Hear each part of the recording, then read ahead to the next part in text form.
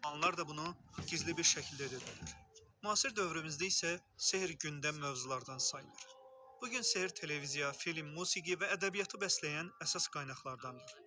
Göz muncuğu və muska kimi tanınan amuletlər bugün istifadə olunan ən məşhur sehr alətlərindəndir. Həmçinin bunların tarixçəsi ən qədim dövrlərə kimi gedib çıxar. Qədim Mesopotamiyalılar özlərini şeytanlardan qorumaq üçün amuletlərdən istifadə edirdilər. Bu amuletdə Lamashtu adlanan şeytan təsvir edilmişdir. Təsvirdə onun ox və ya nizə ilə deşildiyi görünür.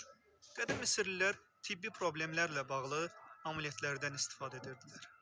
Onların istifadə etdiyi ən məşhur amuletlərdən biri Vedjat gözü adlanan amulet olmuşdur. Bu amuletin bir insanın sağlamlığını bərpa etdiyinə inanırdılar. Qədim Yunanlılar müəyyən sözlərin və söz birləşmələrinin sehirli xüsusiyyətləri olduğuna inanırdılar.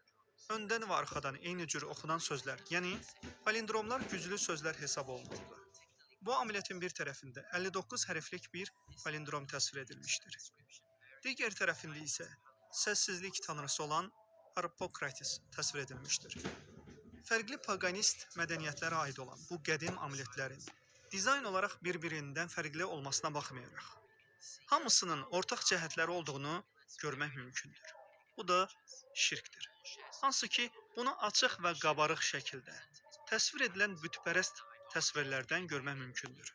Çox təəssüf ki, bugün əvvəllər İslam coğrafiyası olmuş yerlərdə belə insanlar amuletlərdən istifadə edirlər. Bu amuletlər də insanlar arasında təviz və ya təviz kimi adlanır.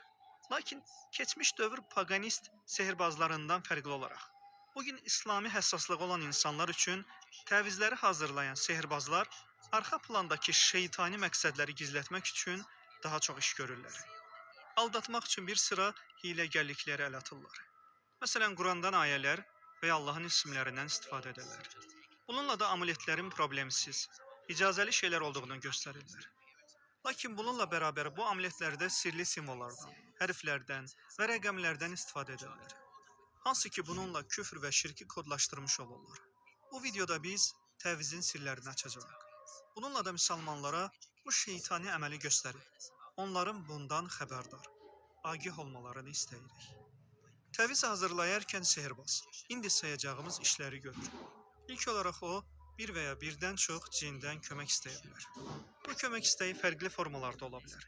Bu təvizdə sehirbaz bir cin şəkli çəkmişdir. Burada isə sehirbaz xüsusi bir şəkildə istədiyi cinin adını qeyd etmişdir. Bu cinin adı Bədrohdur. Bu təvizdə sehirbaz sicil çəkmişdir. Sicil demonologiyada cinlərin imzası rolunu oynayan simvollardır. Cinlər sahib olduqlarına inanılan müəyyən keyfiyyətlərə görə seçilir. Hansı ki, bu da amulet